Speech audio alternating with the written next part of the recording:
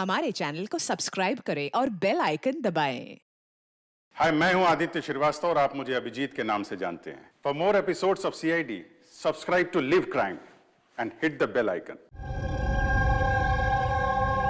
सारी की सारी दुनिया छुट्टी पर चली जाए, लेकिन मेड अगर छुट्टी पर चली गई तो जिंदगी हराम हो जाती है यार। बहुत लेट हो गया। अरे यार, लैब जाने में लेट हो रहा हूं। ये कौन आ गया इस वक्त यार?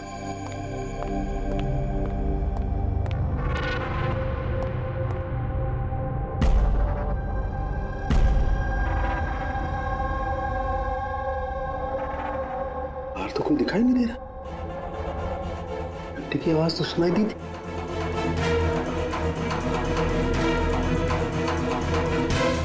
बाहर कोई दिखाई नहीं दे रहा, घंटी सुनाई दी, लेकिन कुछ गड़बड़ है।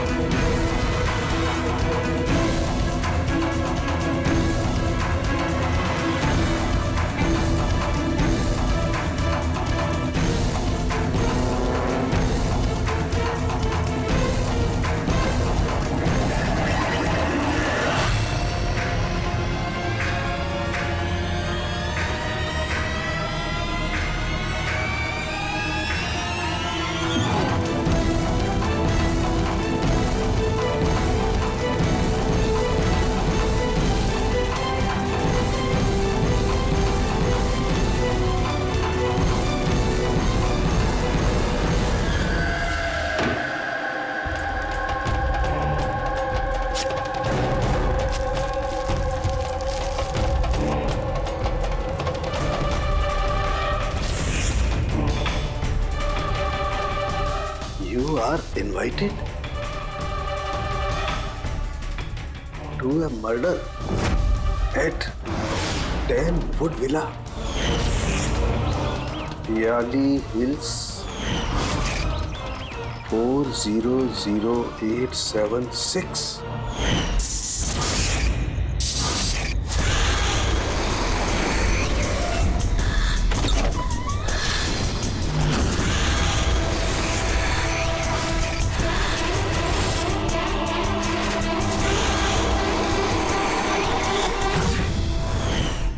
Catch me if you can.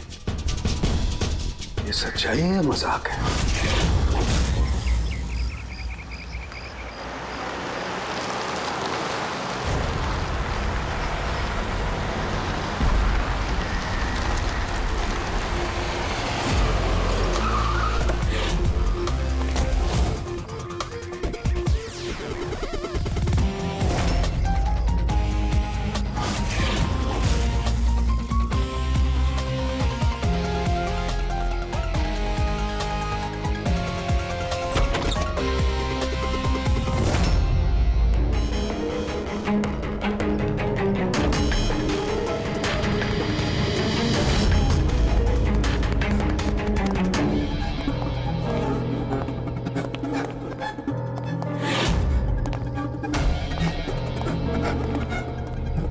My God.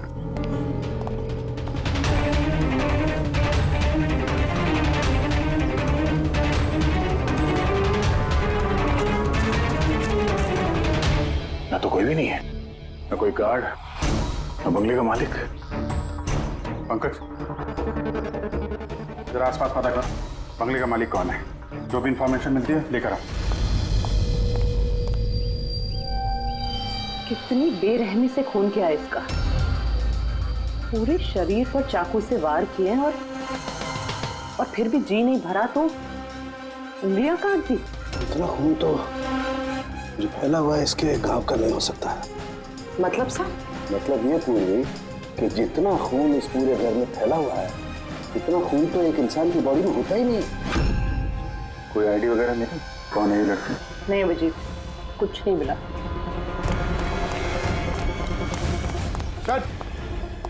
Sir, इस बंगले की मालकिन राइना है और वो आधे घंटे में आ रही है।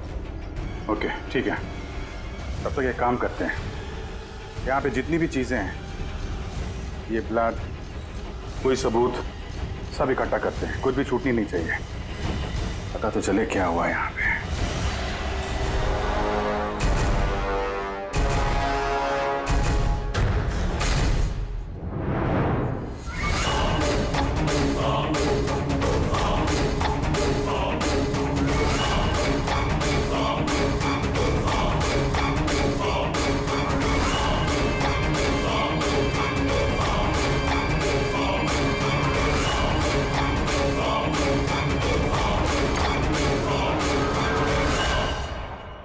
इस पूरे घर में इतनी सारी चीजें पड़ी हैं जो चिल्ला चिल्ला के कह रही है कि हम सबूत हैं, हमें उठा लो। कहीं ये सब प्लांटेड तो नहीं? मतलब खूनी हमारे साथ गेम खेल रहा है।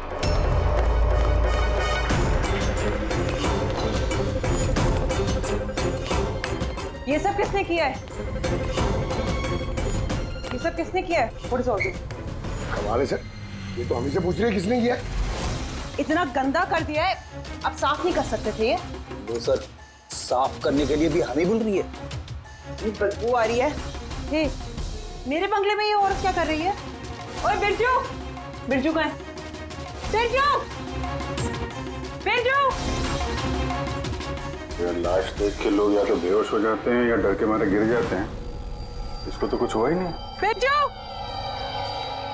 बिरजू, बिरजू, और बिरजू, बिरजू। राणा जी, आपने ये घर ऐसे ही लावारिस छोड़ रखा है? एक्सक्यूज मी, घर लावारिस नहीं है, इस घर की मालकिन मैं हूँ। ये मेरा पुश्तैनी बंगला है। आपका बंगला है तो आपने देखभाल करने के लिए किसी को रखा नहीं है क्या यहाँ पे? ऑफ कोर्स है बिरजू, पर पता नहीं वो कहाँ है। बिरजू! इस औरत की लाश पड़ी है आपके बंगले में, आप उसको भी नहीं जानती? मैं कुछ नहीं जानती, और अब प्लीज यहाँ से निकल जाइए और जाते जाते सब कुछ साफ करते हुए जाइए। बिरजू! सर ये औरत थोड़ी अजीब है और टेढ़ी भी।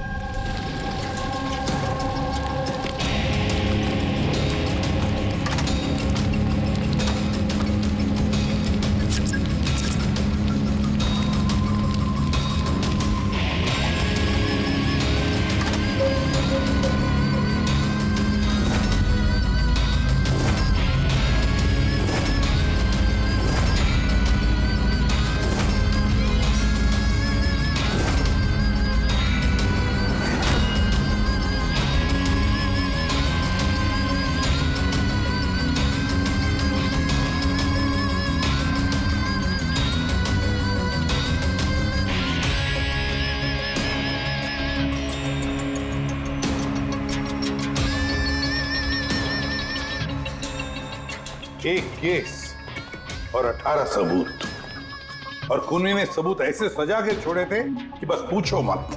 सर लेकिन प्रॉब्लम ये है कि इनमें से कोई भी सबूत हमारे किसी काम का नहीं है। ये सारे सबूत हमारे किसी भी काम के नहीं है, इसका क्या मतलब है तारिका? मतलब ये कि ये सारे सबूत पुराने हैं। What? ये सारे सबूत पुराने तो क्या लड़की का खून भी पुराना है? कितने पुराने बताओ? सर 4 से 10 साल पुराने। ये सारे सबूत 4 से 10 साल पुराने, तो क्या इसका मतलब है इस लड़की का खून 10 साल पहले हुआ है? और क्या मिला सबूतों में से बताओ? इन सारे सबूतों में 20 अलग अलग लोगों के डीएनए मिले हैं। वाह, मतलब 20 अलग अलग लोगों ने इन सारे सबूतों को छुआ है ना? हाँ सर। तो फिर फिंगरप्रिंट्स तो मिले ही होंगे? नहीं। नहीं सर। अब लेकिन सर एक बहुत इंपॉर्टेंट बात पता चली है। क्राइम सीन पे जो इतना सारा खून मिला था, वो खून किसी इंसान का नहीं बल्कि किसी जानवर का था। क्या? डॉक्टर तारिका, इस लड़की के शरीर पे जो खून लगा हुआ था वो भी जानवर का? नहीं, इस लड़की के शरीर पे और इसके कपड़ों पे जो खून मिला था वो इसी का है, असली खून। लेकिन इसके अलावा वहां पे जो भी चीजें थी वो सारी प्लांट की गई थी। लगभग 20 लोगों के डीएनए और इतने सारे सबूत क्राइम सीन पे आए कहां से सर?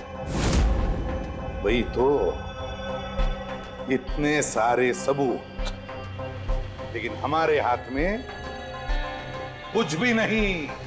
वाह, आप चुपचाप बैठे रहो, कुछ मत बोलना, हम लोग यहाँ गप्पे लड़ा रहे हैं ना। बॉस, मैं जानता हूं ये सारे के सारे सबूत कहां से आए। पिछले कई सालों में सीआईडी ने जो केसेस सॉल्व किए हैं उसमें से कुछ इंपॉर्टेंट केसेस के इंपॉर्टेंट एविडेंस है ये सारे के सारे। क्या?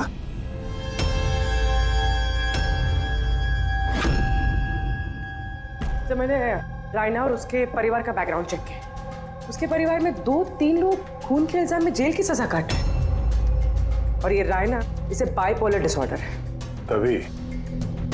तभी वो वैसे बर्ताव कर रही थी। और वो जो केयर टेकर था बिरजू, उसका कुछ पता चला? सर, उसकी फोन की लास्ट लोकेशन उस बंगले के बाहर ही एक्टिव थी, उसके बाद से ऑफ है। ढूंढने की कोशिश जारी है। कमाल है, उस बंगले में इतना कुछ हुआ और बंगले की मालकिन को कुछ पता ही नहीं। केयर टेकर गायब है। यार ये कहीं बीमारी की आड़ में कोई गेम तो नहीं खेल रहे?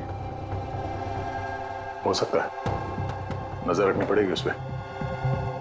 पंकज, वो जो लड़की की लाश मिली थी उसका कुछ पता चला? सर सारे पुलिस स्टेशन, न्यूज़पेपर और न्यूज़ चैनल में भेज दिया। थोड़ी देर में पता लग जाएगा सर। सारुण के हमारे पुराने केसेस के सारे सबूत वहां पर कैसे पहुंचे? चुपचाप बैठ के नहीं चलेगा सारुण, मुझे जवाब चाहिए अभी। तू फॉरेंसिक सर्जन है, इस फॉरेंसिक डिपार्टमेंट का इंचार्ज है, अपनी जिम्मेदारी से भाग नहीं सकते तो बस बताओ जल्दी। अपनी जिम्मेदारी से नहीं भाग रहा हूं। और नहीं तो क्या? बताओ ना फिर, हमारे पुराने एविडेंस, हमारे रिकॉर्ड में से गायब कैसे हुआ? बस एक काम करते हैं, रिकॉर्ड रूम में चल के वहां पूछताछ करते हैं, पता चल जाएगा बस वहां पर क्या गड़बड़ हुई है। प्लीज। इतने सारे सबूत गायब कैसे हो गए? मालूम है ना ये सबूत कितने इंपॉर्टेंट होते हैं? तो फिर आपके होते हुए ये चूक हुई कैसे? कैसे गायब हो गए सबूत? सर, हमारे होते हुए चोरी नहीं होती सर। तो फिर चोरी कब हुई? सर, ये चोरी रात को ही होगी, क्योंकि हम लोग रात को नहीं रहते ना। इसीलिए चोरी हो गई। और आपका क्या कहना है? सर, मैंने डॉक्टर साहब को कितनी बार बोला कि लॉक वगैरह ठीक करवा लीजिए, दरवाजे खिड़कियां ठीक करा लीजिए, सीसीटीवी कैमरा लगवा लीजिए, लेकिन डॉक्टर साहब हमारी सुनते ही नहीं है। और तो और क्या? और क्या? सर वो पता नहीं किसी को भी लेके आ जाते हैं सर, बोलते हैं कि पुराने एविडेंस देखने हैं। किसे लेकर आए थे ये? पिछले 3 महीने पहले किसी को लेकर आ गए, बोले कि क्राइम जर्नलिस्ट हैं, इनको पुराने एविडेंस देखने हैं। बॉस वो एक जर्नलिस्ट था, फॉरेंसिक पर एक आर्टिकल लिखना चाहता था, मुझसे रिक्वेस्ट की, मैंने उसे परमिशन दे दी बस। देख सारुण के, तो अच्छी तरह से जानता कि यहाँ किसी भी बाहर के आदमी को अंदर आना मना है, और तू जर्नलिस्ट को यहाँ लेकर आया। सर, पिछले महीने भी सर कॉलेज के स्टूडेंट को लेकर आए थे, उन्हें भी पुराने एविडेंस दिखा रहे थे, तो हो सकता है कि उनमें से किसी ने चोरी की हो। नहीं बॉस, ऐसा नहीं हो सकता। वो तो फॉरेंसिक के स्टूडेंट थे, बेचारे मुझसे परमिशन मांग रहे थे। सर, हम स्टडी करना चाहते हैं, कुछ प्रैक्टिकल देखना चाहते हैं, कुछ सीखना चाहते हैं, सर प्लीज परमिशन दे दीजिए। मैंने उन्हें परमिशन दे दी बस। बॉस, मैं एक रेस्पॉन्सिबल इंसान हूँ बॉस, आफ्टर ऑल ये मेरा अधिकार भी तो है यार। देख सारुण के, सीआईडी को लुटवाने का तुझे कोई अधिकार नहीं है, समझे? और तो और या कोई कॉलेज खोल के नहीं रखा है फॉरेंसिक सिखाने के लिए। तुम स्टूडेंट्स को यहाँ ला कैसे सकते हो? किसके परमिशन से लाया तुमने? देख सारुण के, अच्छी तरह से याद रख, इस रिकॉर्ड रूम में कोई भी नहीं आ सकता। ना मैं ला सकता हूँ, ना तुम ला सकते हो, ना ये ला सकता है, फिर वो चाहे अपने परिवार वाला हो, कोई दोस्त हो। अरे यार, हाँ अभिजीत।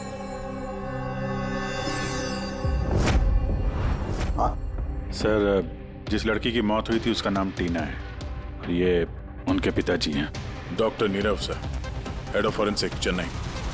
डॉक्टर नीरव? नीरव नीरव यार, बेटे नीरव किसी मार दिया। कंट्रोल योरसेल्फ, सब पता चल जाएगा। सर, आप लोग जानते हैं एक दूसरे को? हाँ जी, एक जमाना था जब मैं और नीरव साथ साथ काम किया करते थे। नीरव। एक मिनट बॉस। क्या? ये देख दोस्त, तेरा शक एकदम सही था दोस्त, इसमें टॉक्सिन है। डॉक्टर नीरव, जरा बताइए, आखिरी बार आपने अपनी बेटी टीना से कब बात की थी? कब देखा था उसे? एक्चुअली वो कॉलेज के हॉस्टल में रहती थी, 2 दिन पहले से बस गायब हो गई थी। नीरव हौसला रखो नीरव, जिसने भी किया है ना वो पकड़ा जाएगा। मैं पता लगाऊंगा नीरव, मैं पता लगाऊंगा किसने किया ये। नहीं साळुंखे, तुम नहीं पता लगाओगे। मैं नहीं पता लगाऊंगा मतलब तुम इस केस पर काम नहीं करोगे।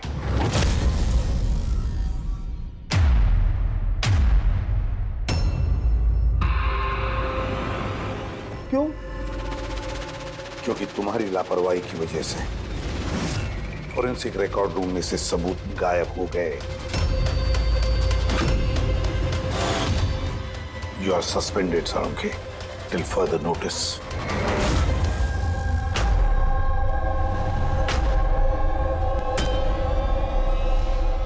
बस तुम्हें लगता है कि ये सब कुछ मेरी वजह से हुआ? तुम मुझ पर इल्जाम लगा रहे हो? ये इल्जाम नहीं है साळुंखे, ये हकीकत है और ये तुम अच्छी तरह से जानते हो ना। तुम अपने दोस्त जर्नलिस्ट को फॉरेंसिक रिकॉर्ड रूम में ले जाते, ना उन स्टूडेंट्स को फॉरेंसिक रिकॉर्ड रूम में ले जाते, और ना आज मुझे तुम्हें सस्पेंड करना पड़ता।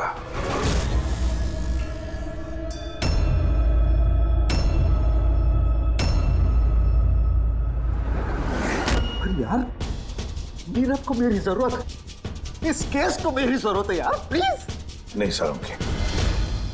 सर आपने मुझे बुलाया? डॉक्टर तारिका, अब से तुम डॉक्टर नीरव की बेटी टीना की केस हैंडल करोगी। मैं? हाँ। लेकिन सर।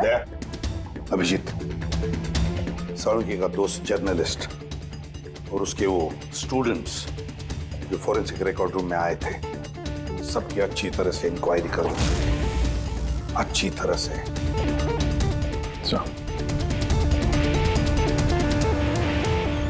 डॉक्टर साहब,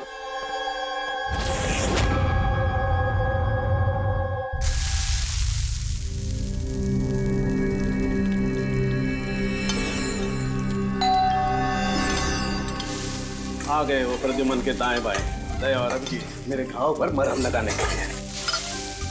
मुझे मालूम है खोलते ही कहेंगे सर कुछ नहीं होगा, हम यहाँ पर पूरा विश्वास है, सब कुछ ठीक हो जाएगा। क्या काम ठीक हो जाएगा? पहले तो बेइज्जती करके निकाल देते हैं और फिर भेज देते हैं अपने दाएं बायों को, जाओ जाओ उसके घाव पे मरहम रखो।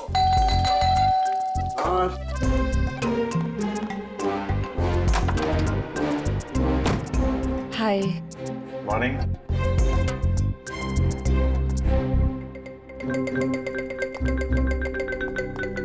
अरे क्यों टेंशन ले रहे हैं सर, सब ठीक हो जाएगा। हमें आप पर पूरा विश्वास है सर, हमें पूरा यकीन है आप कोई गलत काम कर ही नहीं सकते, मगर क्या करें, प्रोटोकॉल तो फॉलो करना ही पड़ेगा। देखो, मुझे तुम लोगों की सहानुभूति की कतई जरूरत नहीं है, और हाँ, तुम्हारे एसीपी साहब की सहानुभूति की भी बिल्कुल जरूरत नहीं है। बच्चा नहीं हूं, रो नहीं रहा। मुझे मालूम है प्रद्युमन अपने उसूलों का बहुत पक्का है, होना भी चाहिए। गुड।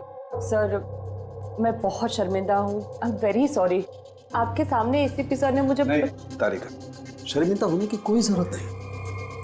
तुम अपने काम पे ध्यान दो, हर चीज को बारीकी से देखना, कोई ना कोई सुराग जरूर मिलेगा। हम जिस चीज को भी छूते हैं अपने निशान छोड़ जाते हैं। Remember, every contact leaves a trace behind.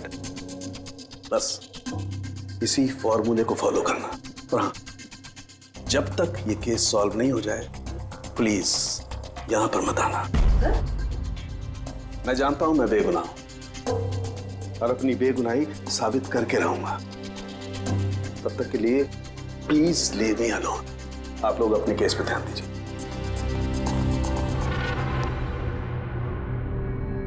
बात करें मामला। वैसे सर खाने में क्या बना है? भूख बहुत लग रही है।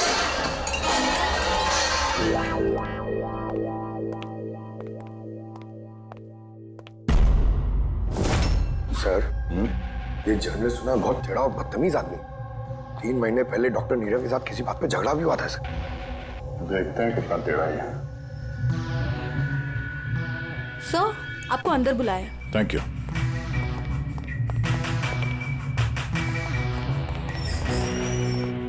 अरे वाह, नसीब हमारे, आज तो सीआईडी टीम के सीनियर इंस्पेक्टर दया से मुलाकात हो ही गई। आइए आइए, बैठिए बैठिए। हम यहाँ बैठने नहीं आए। अरे ऐसी भी क्या बेरुखी है जनाब। चलिए जाने दीजिए, छोड़िए। ये बताइए कि क्या लेंगे? चाय, कॉफी, ठंडा? ठंडा ठंडा वंडा नहीं पीते हम लोग। वैसे दया साहब, मैं काफी टाइम से सीआईडी टीम पर एक डॉक्यू ड्रामा सीरीज बनाने की फिराक में हूं, लेकिन अपने एसीपी साहब मिल ही नहीं रहे। तुम तो जानते ही होंगे, सीआईडी अरे गहरे को एंटरटेन नहीं करती। आप सीधे मुद्दे की बात करें। हाँ, क्यों नहीं। पिछले 20 सालों से मैं इस प्रोफेशन में हूं, हमेशा पॉइंट पे रहता हूं। बताइए, सबसे पहले क्या बात करूं? डॉक्टर नीरव से हुए झगड़े के बारे में या फिर फॉरेंसिक रिकॉर्ड विंग के बुरे हाल के बारे में? डॉक्टर नीरव से तुम्हारा झगड़ा क्या था? नहीं, मेरा उनसे कोई झगड़ा नहीं था। मैंने तो बस उन्हें सच्चाई का एक आईना दिखाया था। उन्हें बुरा लग गया। क्या मतलब? मतलब डॉक्टर नीरव के काम को लेकर मैंने एक आर्टिकल लिखा था। मेरे हिसाब से वो फॉरेंसिक के काम के प्रति ईमानदार नहीं थे, थोड़े ढीले ढाले किस्म के फॉरेंसिक एक्सपर्ट थे। इसलिए उन्होंने मेरे खिलाफ मानहानि का केस भी किया। बहुत बेइज्जती हुई मेरी। मैंने उनसे माफी भी मांगी। बड़ा भी उनकी बेटी की दर्दनाक मौत को लेकर मुझे बहुत दुख हुआ। और अपना दुख जाहिर करने के लिए आपने एविडेंस रूम से एविडेंस चुरा कर वहां फेंक दिया जहां नीरव जी की बेटी का खून हुआ था। अरे जनाब, मैं भला ऐसा क्यों करने लगा? मैं भला क्यों पुरानी हड्डियां और खून से सनी साड़ियां चुराऊंगा? तो वहां एविडेंस विंग में क्या देखने गए थे? फॉरेंसिक लैब से एविडेंस कैसे चुराया जाता, मैं ये देखने गया था। मैं आप लोगों की लापरवाही देखने गया था। खैर, अब जाने दीजिए, ये सब बताने की कोई जरूरत नहीं। अब तो आप लोगों को भी पता चल ही गया होगा। देखिए, ज्यादा भाषण मत दीजिए आप। जितना जितना पूछा जाए उतना जवाब दीजिए बस। क्यों? जब खुद पर बात आई तो मिर्चें लग गई। आप लोगों के पास इस बात का जवाब है कि किसने कैसे फॉरेंसिक लैब से एविडेंस को चुराया होगा? मुझे तो लगता है कातिल आप लोगों की कमियां दिखाना चाहता है। खैर, जाने दीजिए। अब ये बताइए कि ये सीआईडी पर डॉक्यू ड्रामा सीरीज कब स्टार्ट करो? सर, इन्हें ब्यूरो लेके चलते हैं। लगता है ये सही जवाब वही देंगे। उसके लिए लंबा चौड़ा प्रोसीजर लगता है, और वैसे भी सबूत भी तो होना चाहिए ना। क्यों दया साहब? और जल्द मिलते हैं। प्रोसेस पूरा करके सारे एविडेंस लेके आएंगे और तब बात करते हैं सीआईडी पे डॉक्यू ड्रामा बनाने की। हाँ?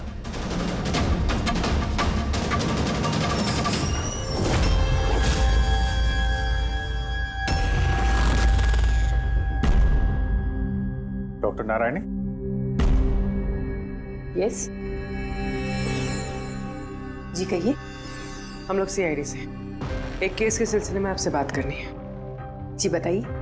जो स्टूडेंट पिछले महीने फॉरेंसिक रिकॉर्ड रूम देखने गए थे, वो सारे के सारे चोरी और खून के इल्जाम में सस्पेक्टेड हैं।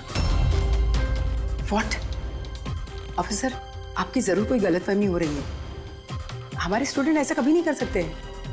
हम भी यही उम्मीद करते हैं कि उन्होंने नहीं किया होगा, मगर खून तो हुआ है और इल्जाम उन्हीं पे है। देखो, हमारे बच्चे सिर्फ एजुकेशनल टूर के लिए वहां पर गए थे और आप लोग उन पे शक कर रहे हैं। हमारा काम है केस को सुलझाना और अपराधी को उसके अंजाम तक पहुंचाना। आप उन 10 स्टूडेंट्स को प्लीज बुलाइए। हमें बस उनसे पूछताछ करनी है और उनकी उंगलियों पे निशान लेने। देखिए, आप लोग समझिए, वो लोग स्टूडेंट है, देखिए, हम 3rd डिग्री देके उनको पूछताछ नहीं कर रहे हैं, हम सिर्फ नॉर्मल पूछताछ कर रहे हैं। और हाँ, उनको कुछ बताइएगा नहीं कि हम किस सिलसिले में उनसे बात करना चाहते हैं। ओके। फॉरेंसिक रिकॉर्ड विंग देख के आप लोगों को कैसा लगा? सर मेरा तो दम घुट रहा था वहाँ। कोई जगह है वो भी, पुराने दांत, हड्डियाँ, खून के कपड़े। मुझे तो वो जगह बिल्कुल पसंद नहीं आई। बहुत अजीब सी फीलिंग आ रही थी। तुमको ये खांसी हमेशा रहती? नहीं मैम, कभी कभी होती है। सर मुझे वो जगह बिल्कुल यूजलेस लगी, ना कोई देखभाल, ना सबूत अच्छे से रखे थे। और सर मुझे तो उन कोल्ड केस फाइल्स के एविडेंस को घर ले जाने का मन था, ताकि मैं उन पे स्टडी कर सकूं। मुझे रोमांच महसूस हो रहा था। हत्यारों और पीड़ितों के दिमाग की कल्पना करने की कोशिश की। बुरा इरादा, दुख, दर्द।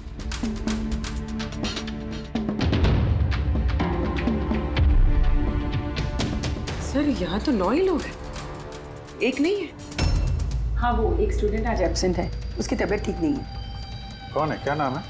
सारिका। सारिका, हमें उसकी पूरी डिटेल्स चाहिए। हाँ तारिका, कुछ मिला क्या नहीं अब तक? देखो तारिका, हमारे पास वक्त नहीं है। सर मैं कब से वही ढूंढने की कोशिश कर रही हूँ कि मेरे हाथ में कुछ तो आ जाए, जिससे सालों के सर पे जो इल्जाम लगाए ना वो साफ हो जाए।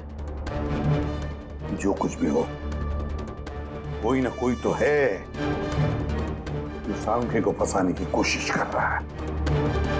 कौन हो सकता है और फिर क्यों कर रहा है वो ये? सर तो आपको ये बात पता है, फिर भी आपने सालों के सर को निकाला। तारिका, मैंने सिर्फ वही किया जो कानून ने मुझे कहा। मैं तो सालुंखे को। क्या सर को आप क्या? खुनी ने बहुत बड़ी गलती की है। कौन सी सर? जब तुम लोग वुडविला गए थे, उस घर में घूम रहे थे, अंदर से बाहर, बाहर से अंदर, सब जगह सबूत इकट्ठा कर रहे थे। उस वक्त फ्रेडी, तुम अपने निशान छोड़ रहे थे, अपने हाथों के निशान, पैरों के निशान और भी कुछ कुछ चीजों के निशान, और उसका तुम्हें पता भी नहीं था, एहसास भी नहीं था। और खूनी बिल्कुल वैसे ही निशान छोड़ कर गया है वहां पर। ऐसे निशान जो हम ट्रेस कर सकते हैं। ट्रेसेबल निशान? याद रखो, हम जिस चीज को भी छूते हैं अपने निशान छोड़ जाते हैं। Remember, every contact leaves a trace behind. Sir ने मुझे हिंट दिया था, मेरे दिमाग में कैसे नहीं आया?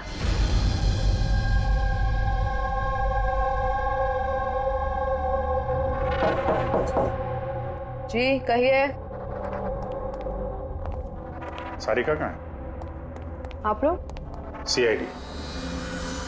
आप कौन है? सब, मेरा नाम रूपाली है। और सारिका? सब, वो तो यहाँ नहीं है, कल ही चली गई। कहाँ चली गई? मैम वो अपने घर चली गई। कल वो आई और जल्दी जल्दी उसने अपने सारे बैग्स पैक किए, और बहुत जल्दी में थी इसलिए उसने अपना फोन भी यहीं छोड़ दिया। कोई वजह बताई उसने इतनी जल्दी में घर चली गई? जी सर, वो बता रही थी कि उसके घर का कोई सदस्य बीमार है। क्या? सर, फोरेंसिक सेंटर से पता चला है कि सारिका बीमार है, और ये बता रही है कि उसके घर का कोई बीमार है।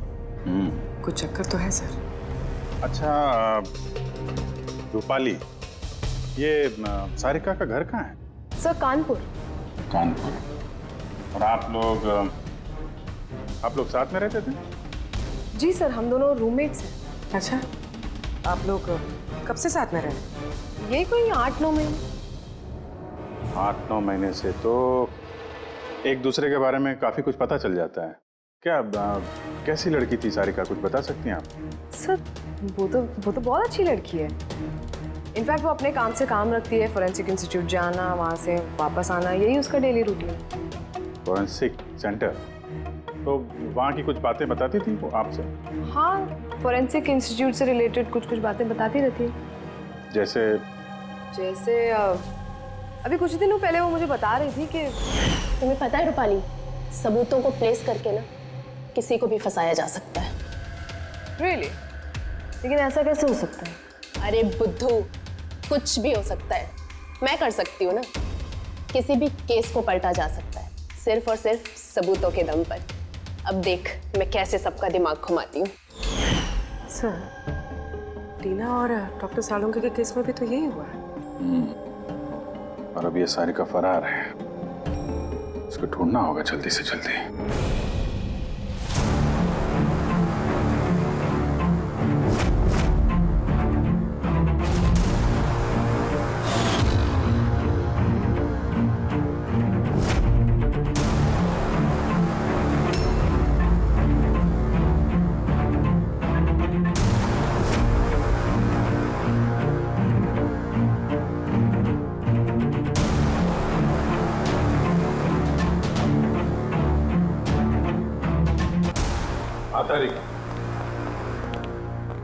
सकोनी जो भी है, अभी उसने इतने सारे सबूत चुराए और क्राइम सीन पे प्लांट किया।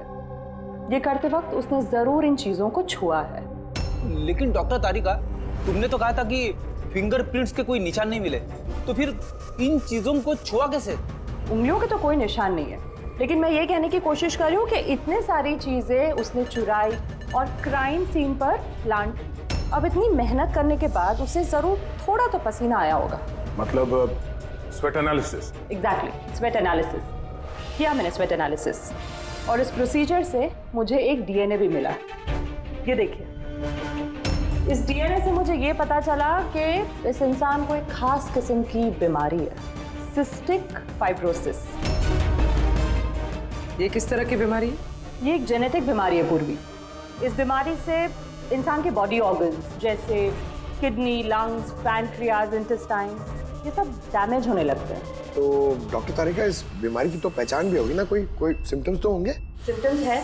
अगर ये बीमारी ज्यादा टाइम तक रहे तो वो इंसान की उसकी ग्रोथ पुअर हो जाती है, फैटी स्टूल्स होने लगते हैं, सांस लेने में तकलीफ होती है, बहुत खांसी आती है, इनफैक्ट साइनस इन्फेक्शंस होने लगता है। सांस लेने में तकलीफ और खांसी? तो ऐसे मरीजों को तो हॉस्पिटल के काफी चक्कर लगाने पड़ते होंगे। कांस्टेंट मॉनिटरिंग की जरूरत पड़ती है। बस सुविधा मुझे शहर में जितने भी हॉस्पिटल्स हैं सब में जाकर के पता लगाओ सिस्टिक फाइब्रोसिस के मरीज कितने हैं और क्या उनमें से कोई एक ऐसा पेशेंट है जिसका हमारे इस केस से संबंध है।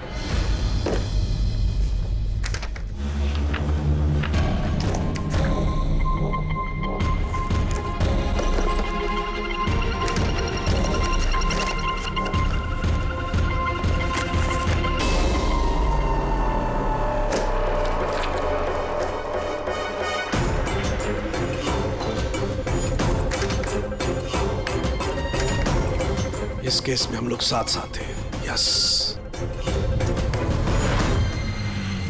डॉक्टर नीरव की बेटी को मार दिया गया, मुझे सस्पेंड कर दिया गया, तो बचा ललित। अगर ये सब कुछ इस केस की वजह से हो रहा है तो ललित के साथ भी कुछ ना कुछ तो हुआ होगा या कुछ ना कुछ होगा। ललित को ढूंढना पड़ेगा। लेकिन इतने सालों से ललित से कोई कांटेक्ट नहीं है, कैसे ढूंढूं उसे? ट्राई करता हूं।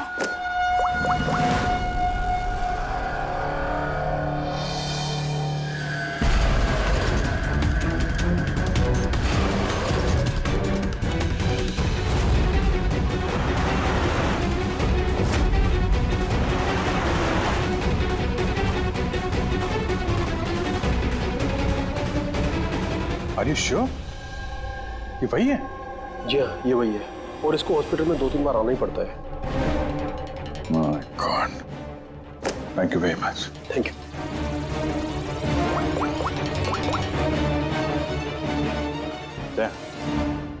कातिल का पता चल गया है। क्या? डॉक्टर ललित मर गए 5 साल पहले? हाँ सर, आप उनकी बेटी से मिल सकते हैं। कहाँ है उनकी बेटी? मेरी बात हो सकती है? वो तो मुंबई में है सर, सारिका नाम है उसका। सारिका? जी sir. Okay, thank you. Sarika Mumbai में है।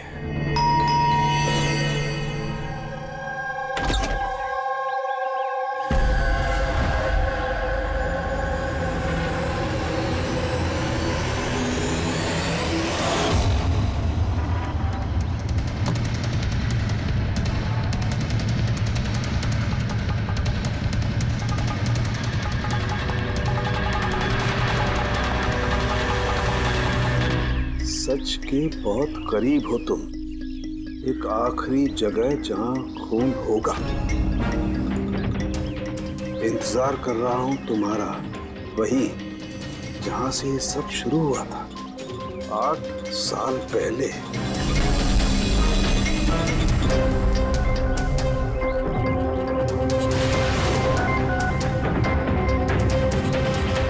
साल पहले।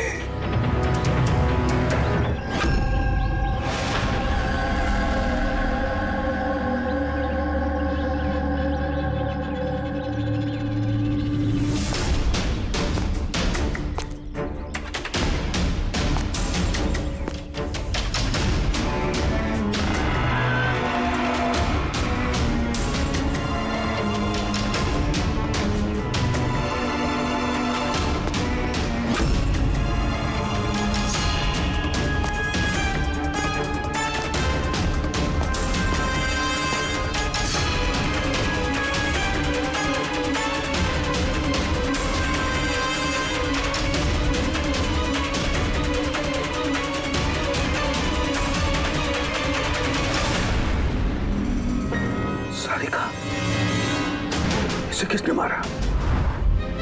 ये लाइट को क्या हुआ?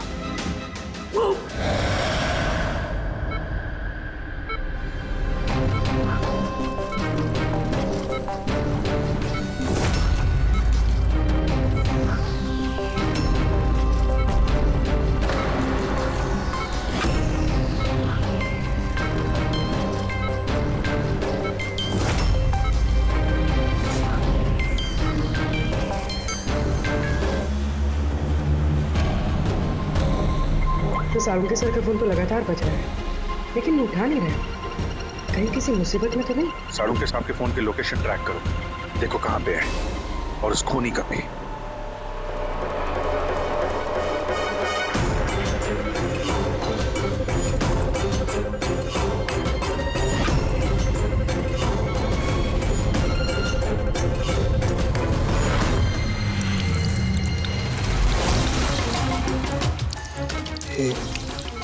ये क्या कर रही हो? तुम्हारी मौत है, धीरे धीरे और बहुत ही दर्दनाक।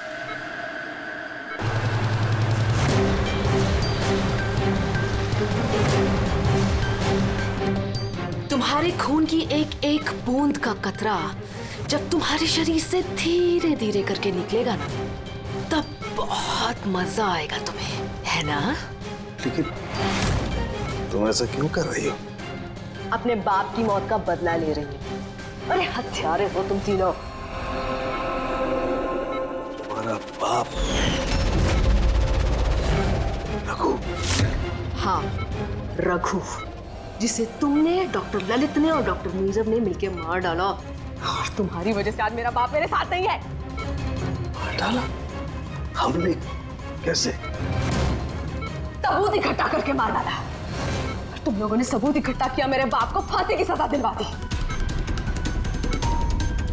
देखो देखो, सबूत इकट्ठा करना, सजा दिलवाना, ये फॉरेंसिक का काम है। काम है? बेशक बेशक ये तुम लोगों का काम है, लेकिन तुमने मेरे बारे में तो नहीं सोचा ना, उस बेटी के बारे में जिससे उसका बाप छिन गया। मेरे बाप की मौत के बाद मैं सदमे में आ गई थी, और सदमे से बाहर आने के बाद मैंने सोच लिया था, ठान लिया था कि मैं तुम तीनों को तुम्हारे किए की सजा देकर रहूंगी। तो इसीलिए तुमने टीना को मार डाला? हाँ, मार डाला मैंने उसको, क्योंकि मुझे मालूम था कि डॉक्टर ललित 5 साल पहले ही मर गए हैं। और जहां तक रहा तुम्हारा और डॉक्टर नीरव का सवाल, तो मुझे मालूम था कि डॉक्टर नीरव अपनी बेटी टीना से बहुत ज्यादा प्यार करते हैं। टीना के मरने के बाद वो तो अपने आप ही मर जाएंगे, और तुम, जहां तक रहा तुम्हारा सवाल, तुम अपने फॉरेंसिक से बहुत प्यार करते हो। जब वहां से तुम्हें धक्के मार के बेइज्जत करके बाहर निकाल दिया जाएगा, तब तो तुम अपने आप ही मर जाओगे। लेकिन सारिका ने क्या बिगाड़ा था?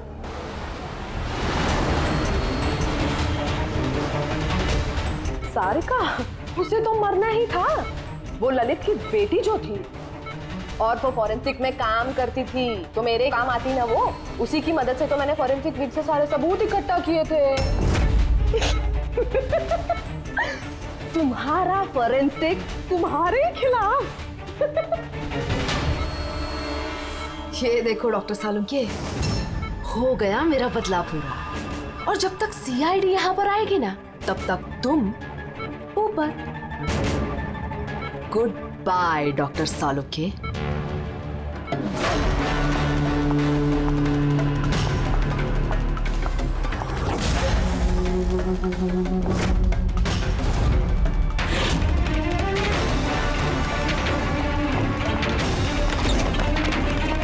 रूपाली, खेल खत्म तुम्हारा। मेरा खेल खत्म और सालुंके का भी। बचा सकते हो ना तुम लोग, तो बचा लो। खून का कर्ज हो गया अब तो बॉस तुम्हारा मुझ पर। मेरा कर्ज नहीं हुआ है खून का तुम्हारे ऊपर। ये तो वो कर्जा है जिन लोगों को तूने फांसी पर लटकाने में मदद की ना हमारी, वो कर्जा है। अब चुका दे। अच्छा सुन, बहुत आराम हो गया, सीधे काम पर चल। अच्छा जल्दी से ठीक हो जाइए। तारिका अकेली मुर्दों से बातें कर रही है। ओहो तारिका, अभिजीत को तुम्हारी बड़ी फिक्र है भाई। देखो भाई, अब एक हफ्ते तो मैं यहाँ से हिलने वाला नहीं हूँ बॉस। एक काम करो ना, तब तक तारिका से काम चला लो। अच्छा ये आराम करिए आप। Silence please. हाँ साइलेंट, चुप।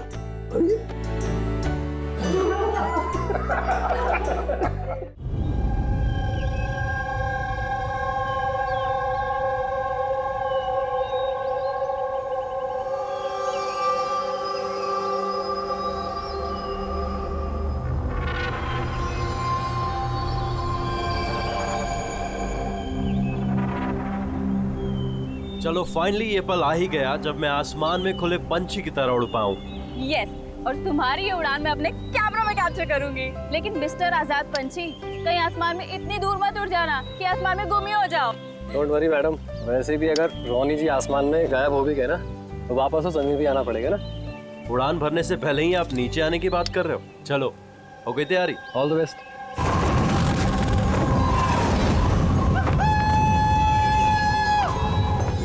This is so much fun! Oh my God! Woohoo! Yes, come on, keep going, keep going! Alia, I love you! Ronnie, I love you too! वाह, लगता है काफी एक्सपीरियंस है इन उड़ान का। Of course, अमेरिका में उसने काफी एडवेंचर स्पोर्ट्स ट्राई किए हैं, पंजी jumping, paragliding and what not. बस इंडिया में कभी कुछ ट्राई नहीं किया था, और अब जब इंडिया में आए ही हैं हॉलिडे के लिए, तो क्यों ना कुछ ट्राई करें।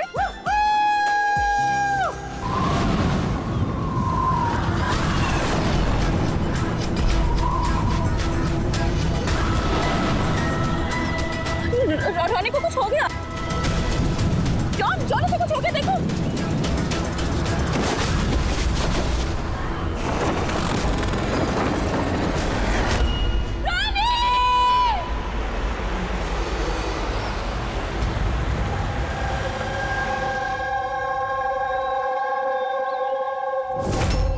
मैं और रॉनी तो यहाँ हॉलिडे मनाने आए थे। मुझे क्या पता था कि ये रॉनी का आखिरी दिन साबित होगा। आलिया, हम जानते हैं ये घड़ी तुम्हारे लिए मुश्किल है, मगर प्लीज हिम्मत से काम लो। अब मैं न्यूयॉर्क जाके उसके डैड को क्या जवाब दूंगी कि मैं आई तो उसके साथ थी, लेकिन लौट अकेले रही हूँ। आपको किसी पे शक है? कौन मार सकता है रॉनी को? सर, रॉनी को कोई क्यों मारेगा? हम तो यहाँ किसी को जानते तक नहीं। कहीं ऐसा तो नहीं कि इसका कोई दुश्मन अमेरिका से इसका पीछा करते हुए यहाँ तक आ गया? नहीं सर, रॉनी का कोई दुश्मन नहीं था। He was such a lively person, सब उसको पसंद करते थे। तो तुम्हारा कहना है कि यहाँ पे इंडिया में कोई रिश्तेदार, कोई दोस्त, कोई परिवार वगैरह नहीं है यहाँ पे? ये देश हमारे लिए अजनबी है सर। सब कुछ ना इन पैराग्लाइडिंग वालों ने किया है। Please sir, arrest them. आप हमें दोष मत दीजिए, रोजी रोटी है हमारी, हम क्यों मारेंगे किसी टूरिस्ट को? तो किसने मारा रॉनी को फिर? सर ये मुझे भी समझ में नहीं आ रहा है, 3000 फीट की ऊंचाई से गोली कैसे चली, किसने चलाई? तो रॉनी 3000 फीट की ऊंचाई पे उड़ रहा था? हाँ सर, और मैंने खुद गियर चेक किया था, कोई भी खतरनाक चीज नहीं थी उसके अंदर। और उसके आसपास किसी को उड़ते हुए देखा आसपास? नहीं सर, कोई भी नहीं था।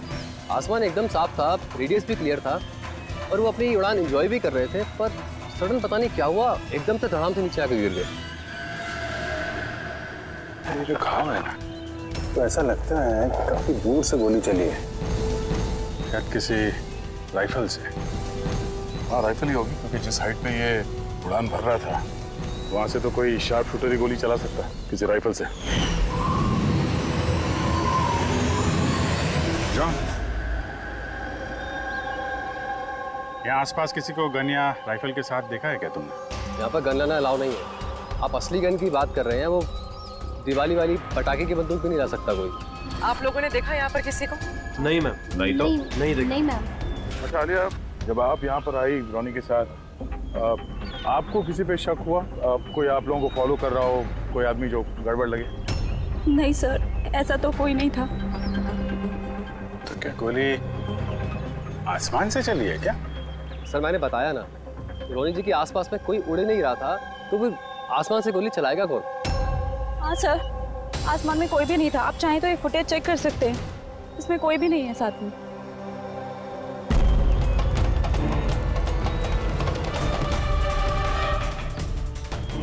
फुटेज में तो रॉनी के आसपास दूर दूर तक कोई दिख नहीं रहा है। सर जमीन से नीचे से ऊपर किसी ने गोली नहीं चलाई। ये कह रहे हैं कि जब वो ऊपर रुका था तो कोई उसके आसपास नहीं था, तो ऊपर से भी गोली नहीं चला सकता। ये बताइए, ये गोली चली तो चली कहाँ से और किसने चलाई?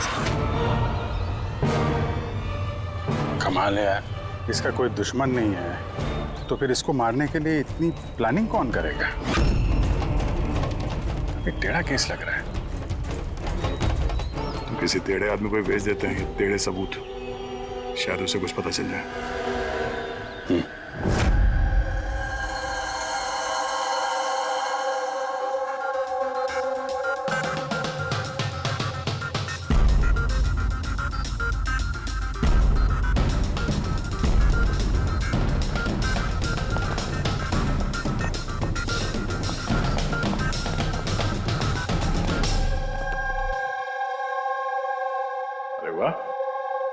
आज आप दोनों जिस कदर काम में डूबे हुए हो, ऐसा लगता है कि बहुत सारे सुराग देके भेजने वाले हो हमें यहाँ से।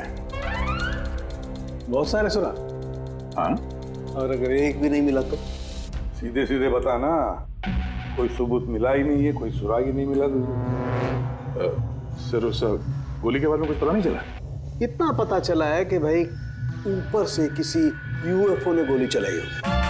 यार सालों के क्या बच्चों जैसे यूएफओ की बातें करते हो, और ये क्या है ये बता, हमें समझाने के लिए किया है क्या? हाँ बता। ये देखो बॉस, रॉनी ग्राउंड से 3000 फीट की ऊंचाई पर उड़ान भर रहा था और गोली लगी है उसे इससे भी ऊपर से, लगभग 1000 फीट की ऊंचाई से, और ये गोली 60 डिग्री के एंगल से लगी है उसे।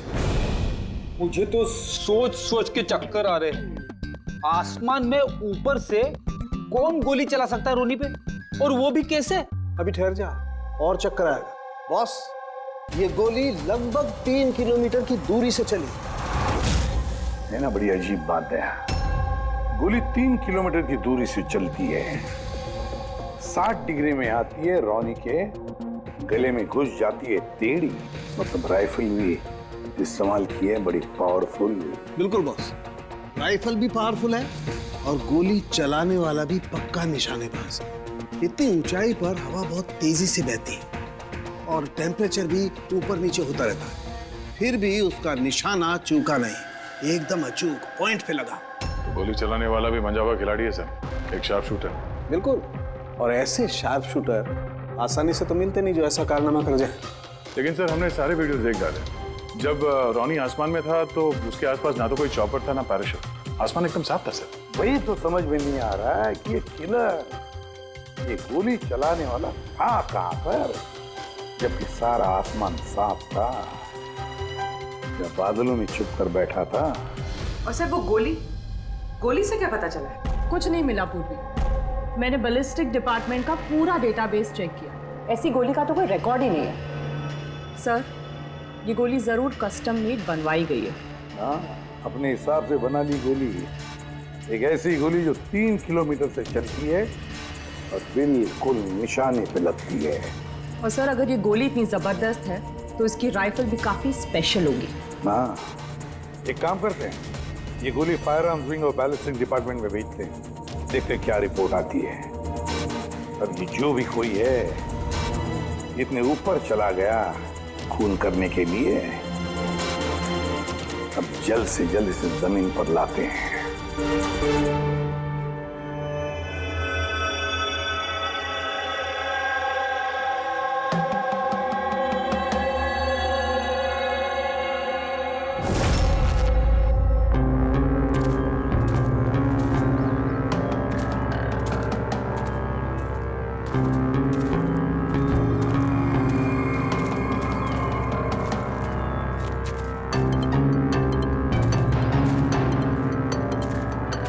पास में है, you can do it। यार गुरु, अब और नहीं चढ़ सकता, बहुत थक चुका हूं मैं। बस नवीन, ज्यादा दूर नहीं है, 3000 फीट चढ़ चुके हैं, पास ही में है। We can do it, come on।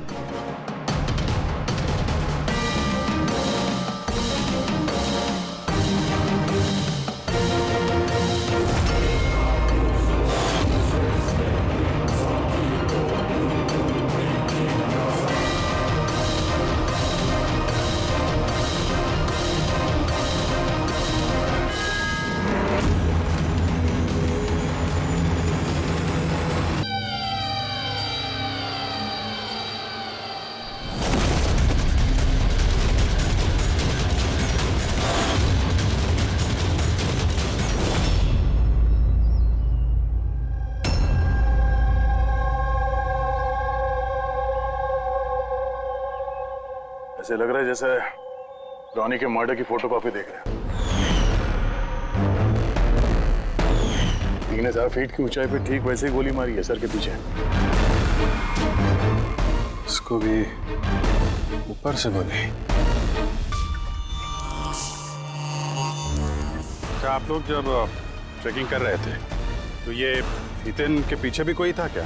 नहीं सर, हितेन ही सबसे पीछे था सर। सर ये देखिए फुटेज। सर ये वही जगह जहाँ पे ये सब कुछ हुआ। कमाल है, पीछे तो सिर्फ खुला आसमान है, ऐसी कोई जगह दिख ही नहीं रही जहां से गोली चलाई जा सके। फिर इसे गोली कहां से लगी? दोनों केसेस में पता नहीं चल रहा है कि गोली चली कहां से है। सर एकदम सही कह रहे, आसमान से कोई कौवा या कबूतर थोड़ी गोली चलाएगा। ये गोली चली तो चली कहां से? और ये दोनों गोलियां 24 घंटे के अंदर अंदर चली। मुझे लगता है इन दोनों केसेस का आपस में कोई ना कोई कनेक्शन तो है। तो ये हितेन काम क्या करता था? सर वो कॉलेज स्टूडेंट था सर, मुंबई ग्रेजुएशन करने आया था सर। ट्रैकिंग का बहुत शौक था उसको। रंजीत, समझ में नहीं आ रहा, कोई एक कॉलेज स्टूडेंट को मारने के लिए इतनी प्लानिंग क्यों करेगा? वही तो, पहले रॉनी और अब ये हितेन। इससे पहले कि आसमान से चलने वाली गोली का कोई तीसरा शिकार हो जाए, इस खूनी तक पहुंचना होगा जल्दी से जल्दी। पिछले 24 घंटों में 2 खून हुए हैं, दोनों जवान बच्चे हैं, और दोनों को मारने का तरीका भी क्या हाई प्रोफाइल। सर दोनों की मौत हुई है एडवेंचर स्पोर्ट्स करते हुए, जमीन से हजारों फीट ऊपर मारा है सर। मगर सर सोचने वाली बात है कि खूनी ने ये एडवेंचर स्पोर्ट वाला समय ही क्यों चुना इनको मारने के लिए? वो तो उन्हें कभी भी मार सकता था, इतनी लंबी प्लानिंग 2 बच्चों को मारने के लिए। सिर्फ प्लानिंग ही लंबी नहीं दया, गन भी लंबी। ये ऐसी। ये कौन सी राइफल है सर? ये है TX-65, रशियन गन है बॉस, लॉन्ग रेंज। ऐसी ही गन से मारा गया होगा। सालूंगे साहब, क्या इस गन से 3 किलोमीटर दूर निशाना लगाया जा सकता है? आप रेडी? शूटिंग रेंज में ट्राई करके देख लिया है, इसकी रेंज 3 किलोमीटर से ऊपर ही है। ऐसी गन तो आर्मी वालों के पास या फिर आतंकवादियों के पास ही मिलेगी। बिल्कुल बॉस, और इसीलिए मुझे लगता है कि ये सिर्फ मर्डर का मामला नहीं है, कोई बहुत बड़ा गुनाह होने वाला है, लार्ज स्केल पर। दया सर, काम करो, दिल्ली में जाओ इंडियन इंटेलिजेंस विंग में, और पता लगाओ कि ये ऐसी गन किसके हाथ लगी थी और कैसे।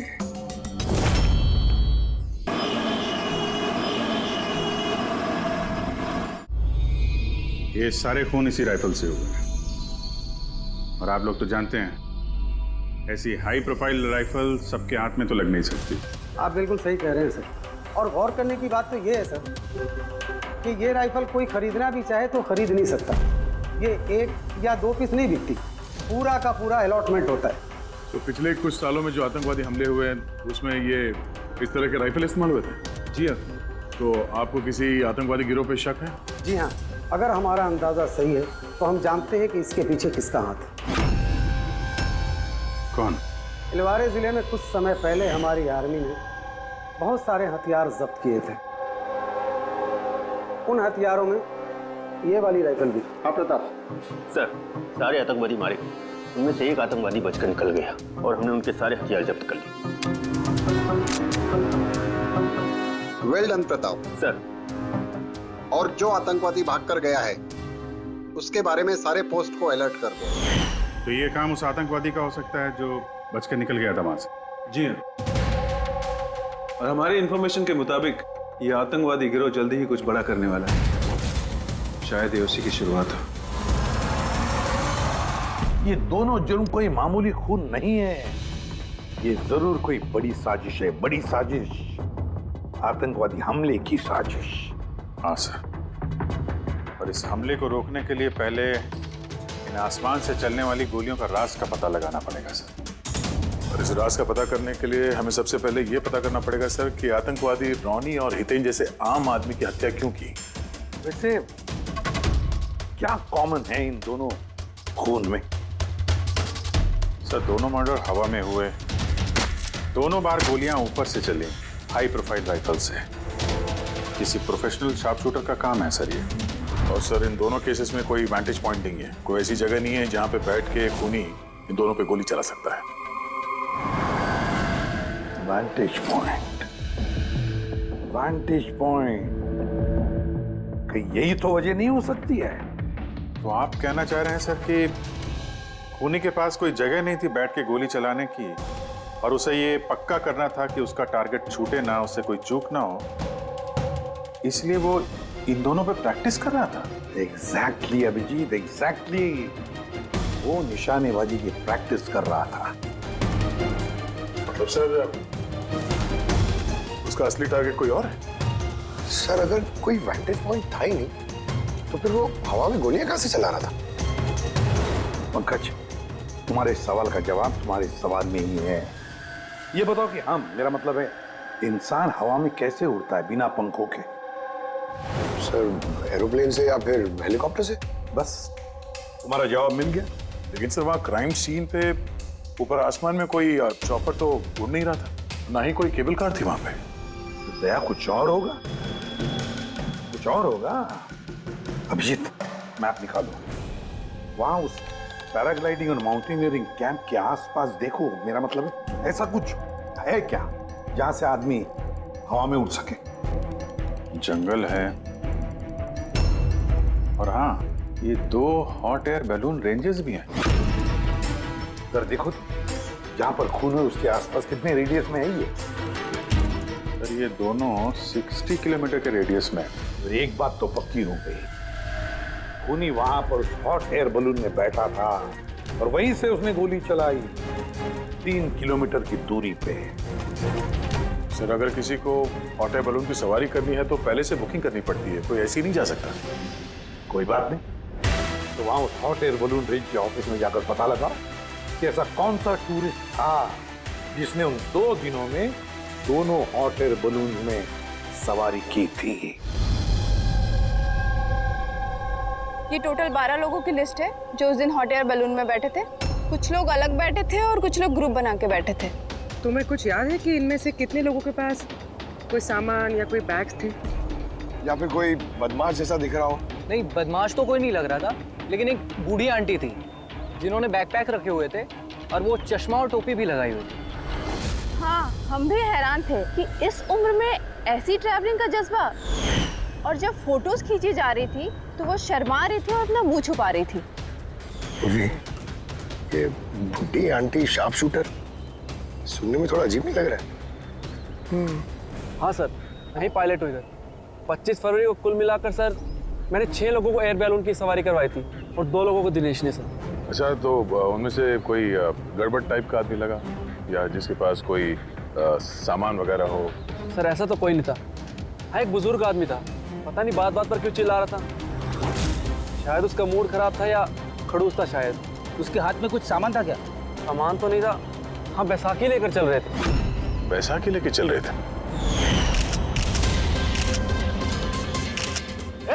तुम लोग की हिम्मत कैसे हुई मेरी तस्वीर लेने की बिना मुझसे पूछे? जरा भी तमीज है कि नहीं है? उड़ाओ उसे, उड़ाओ।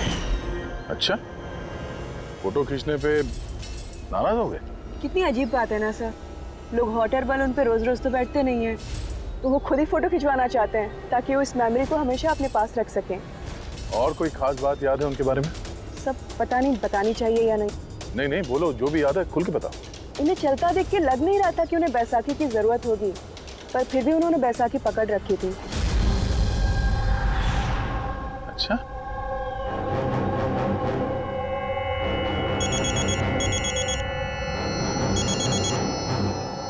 हाँ सर। पूर्वी, कुछ मालूम पड़ा?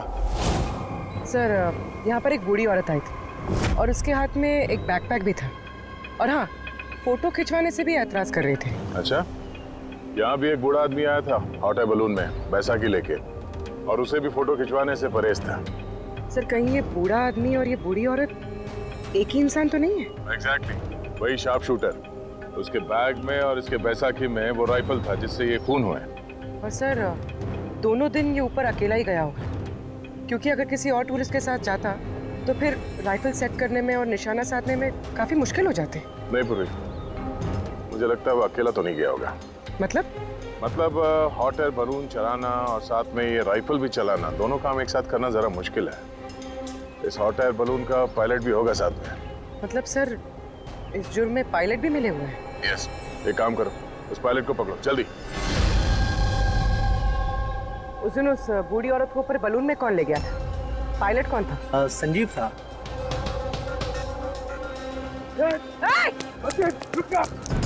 ना तुम मुझे मार पाओगे और ना ही उसे।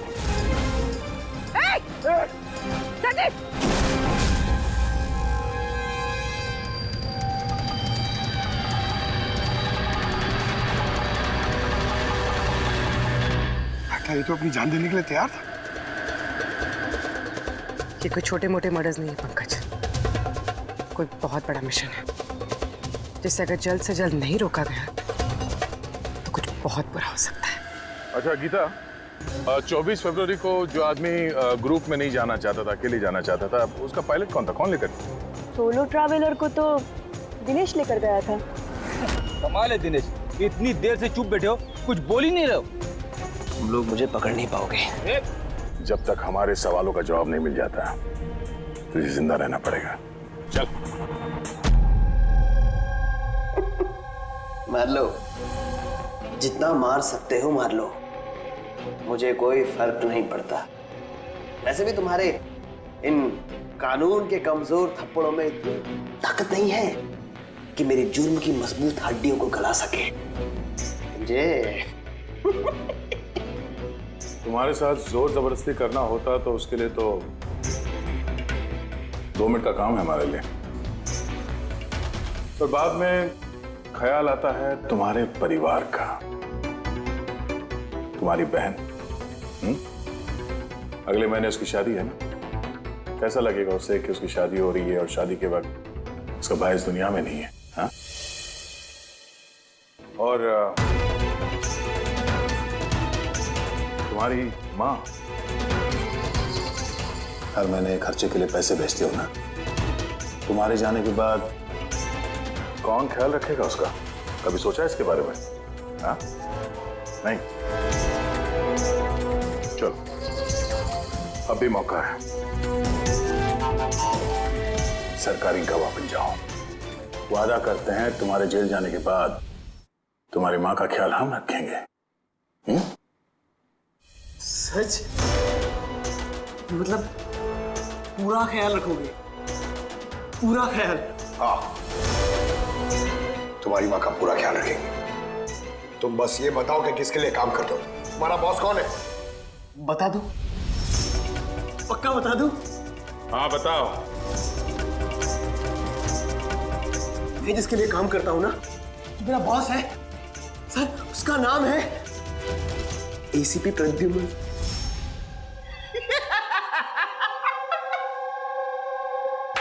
एसीपी प्रद्युमन, जाओ पकड़ लो और गिरफ्तार कर लो उसे। कहा था ना, मैं कुछ नहीं बताने वाला, जो कर सकते हो कर लो। सीआईडी पड़े। सीआईडी। ओ बॉस, बॉस।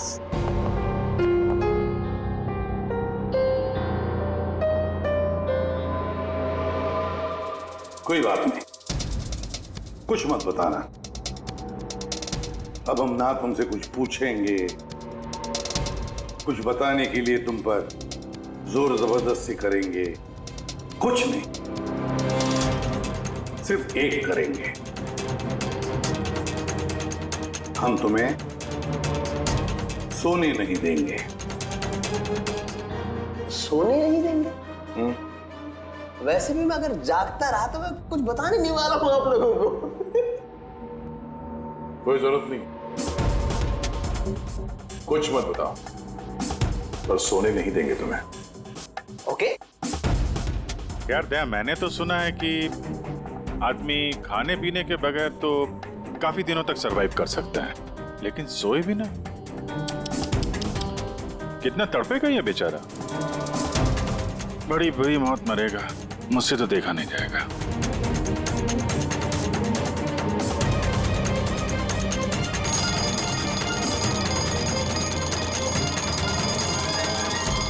समय काटने के लिए आसानी होगी, हाँ? अपने जिंदगी के आखिरी पल अपनी आंखों के आगे गुजरते हुए देखो, ठीक है? Thank you. सोने मत देना इसको।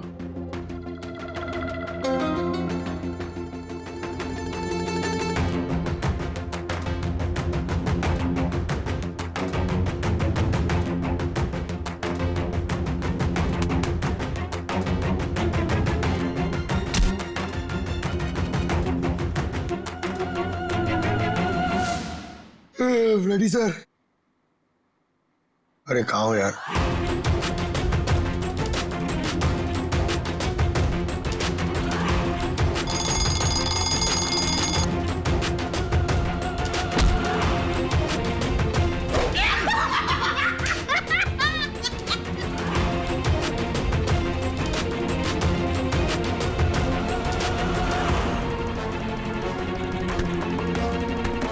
जब तक मुंह नहीं खोलेगा सोने का नहीं, समझे?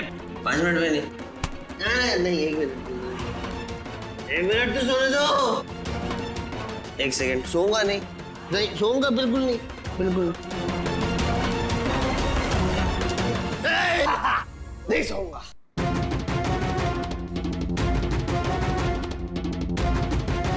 बस अब टूटने वाला ही है।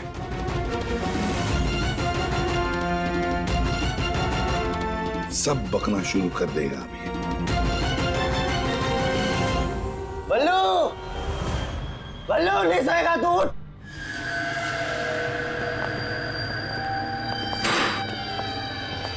क्या सोना चाहता है?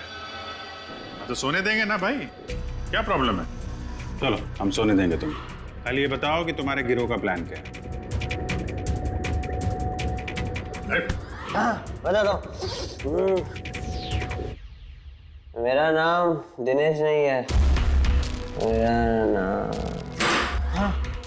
हाँ मेरा नाम बल्लू है, दिनेश नहीं है मेरा नाम। और मुझे स्पेशली इसी मिशन के लिए तैयार किया गया था। और जो 2 मर्डर हुए थे ना, वो प्रैक्टिस थी। हमारा असली मिशन है उसको मारना। और स्टीव, क्या नाम है उसका? वो स्टीव मल्डर। स्टीव मल्डर, वो इंटरनेशनल पीस मीडिएटर, शांति दूत जो हमारे देश आया है, दुश्मन देशों के बीचों शांति का करार करवाता है। आतंकवाद बंद करने के लिए। किसी भी हम नहीं चाहते कि आतंकवाद कभी रुके। और स्टीव मल्डर तो मरेगा, तुम लोग कुछ नहीं कर सकते। और तो कर भी लोगे ना, उसको बचा भी लिया ना, और स्टीव मल्डर को खत्म कर देंगे हम।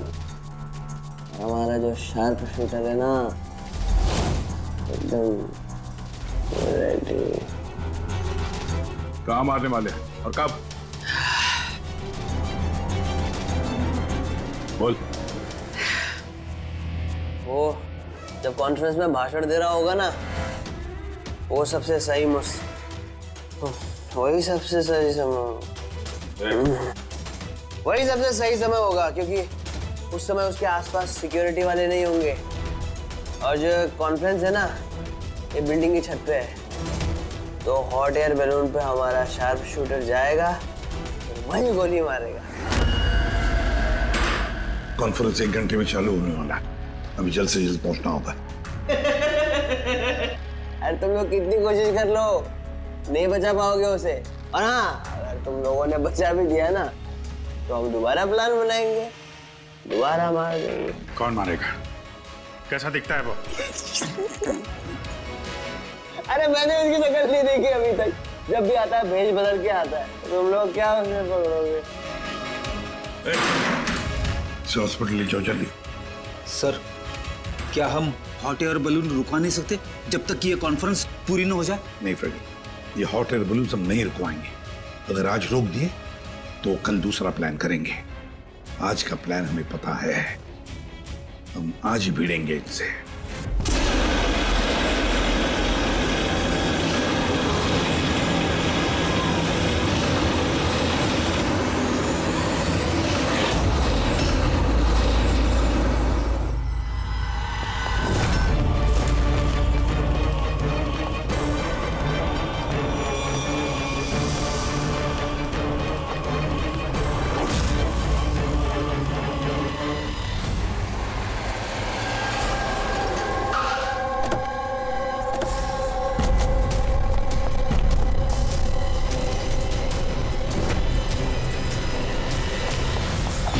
सीआईडी मिस्टर स्टीव मल्डर कहाँ है? ऊपर कॉन्फ्रेंस में।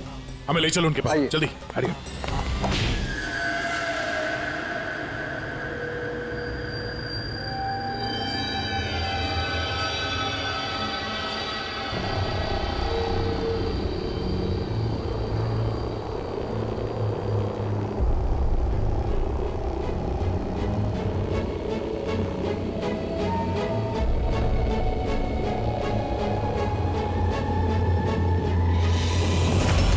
सर, यहाँ पे 4 बलून है, 2 हवा में है और 2 रेडी हो रहे हैं उड़ने के लिए। मेरे सामने जो बलून है सर, उसमें एक कपल है और वो लड़के के पास एक बैकपैक है। नजर रखो उन पे, कौन कौन आ रहा है, कौन कौन जा रहा है, सब पे ध्यान रखना। ओके?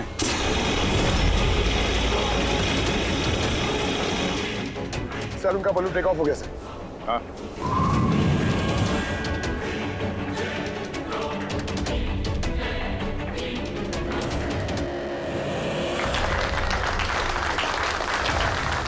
इस दुनिया में टेररिज्म क्यों है, ये क्वेश्चन बहुत जरूरी है।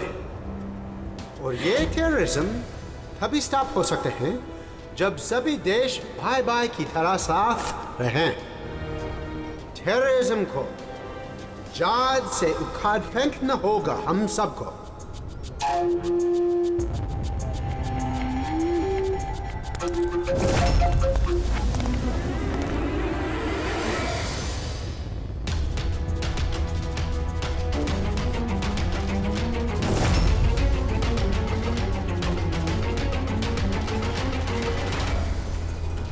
तो म्यूजिशियन है, उड़ने की तैयारी में है। उनके हाथ में गिटार के बैग है। अब ये बताना मुश्किल है कि अंदर गिटार है या गन।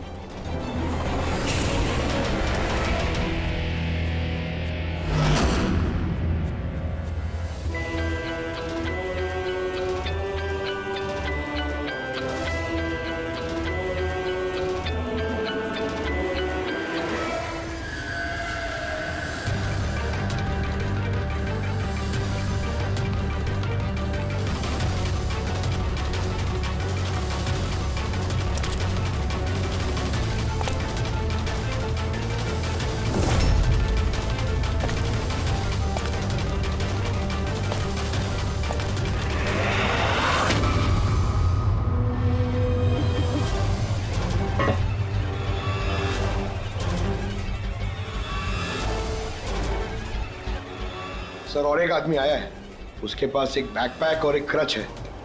वेट करते हैं।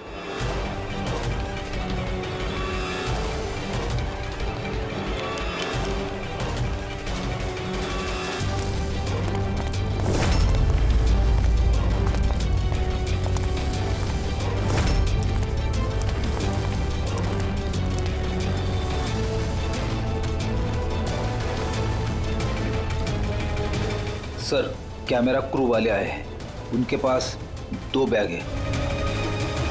Camera crew?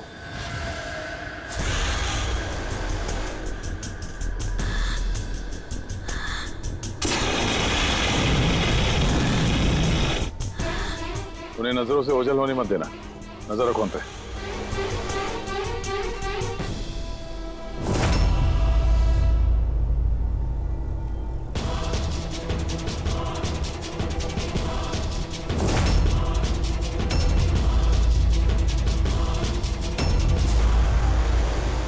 सर यहाँ तो बहुत सारे बलून उड़ रहे हैं। सुसाइड बॉम्बिंग क्या है? कोई खुशी खुशी हो अपनी जान देने को कैसे रेडी हो सकते हैं? जिंदगी अनमोल। Oh no.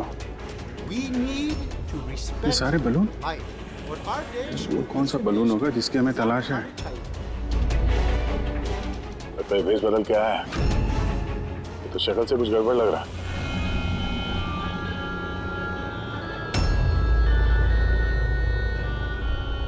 क्या? वो गिटार वाले पे नजर रखो। अपनी गलतियों से सीखना चाहिए हमें, ताकि World War I और World War II जैसे ये तो गिटार है। चल क्या रहा है? ये ऊपर जाके ये लोग म्यूजिक बजाने वाले हैं क्या? बाकी तो सारे बलून्स निकल गए, एक रह गया। मतलब सर इस बलून में हमारा sharp shooter. Wait and watch. ये अपनी जगह से हिल रहा है। Camera crew. सर ये कहाँ गायब हो गया?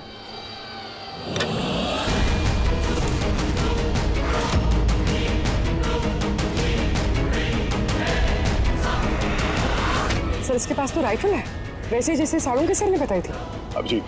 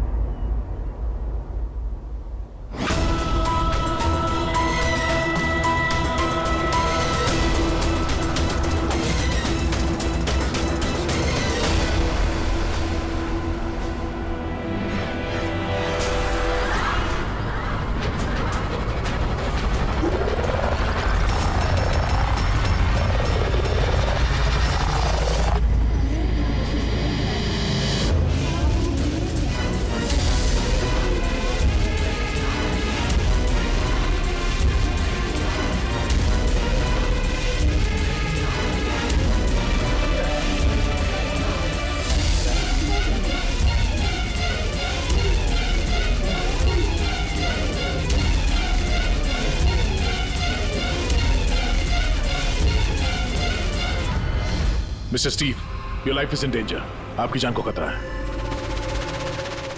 आप क्या करें? We have a plan. Thank you CID। अगर आप लोग आज सही वक्त पे नहीं आते, मैं जिंदा नहीं होता। देखिए, मिस्टर स्टीव, खतरा अभी गया नहीं है। अभी खून पकड़ा नहीं गया है, इसलिए बी सेफ है। Be careful. Okay Freddy, Pankaj, उस बलून पे नजर रखना, आंखों से ओझल होने मत देना। हाँ सर, हम लोग बलून को ट्रैक कर रहे हैं।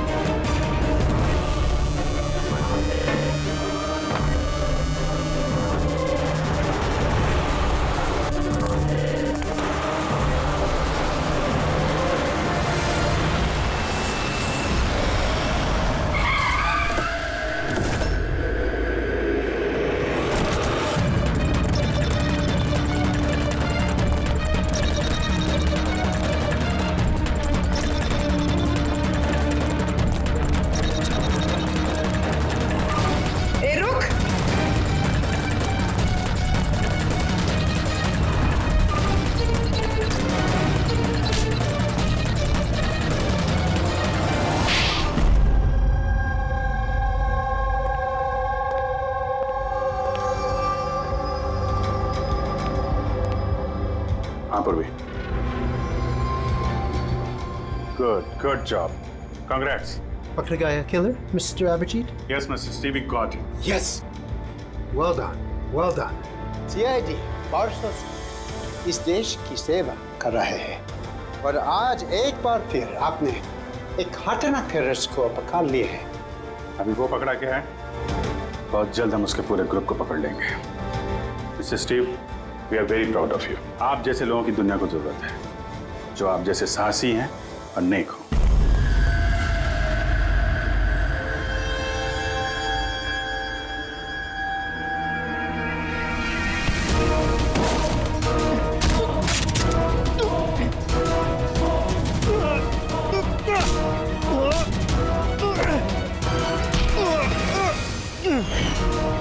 तो तुमने भेस बदलकर उन्हीं और हितेन का खून किया था।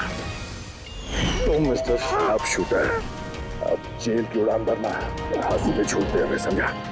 तुम्हें क्या लगता है तुमने मुझे पकड़ लिया तो स्टीव जिंदा बच जाएगा?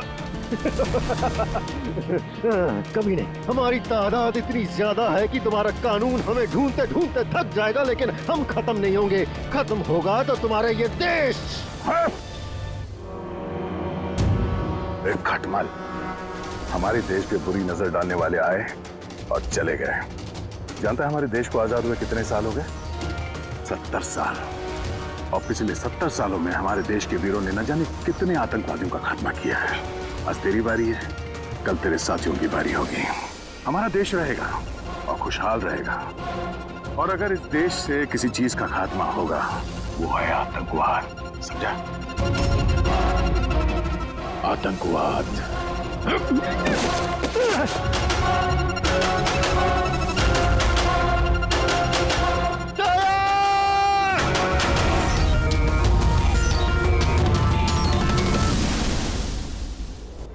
आतंकवादी पीठ पे ही गोली मारोगे? हम लोग यहाँ खाते गोली, यहाँ।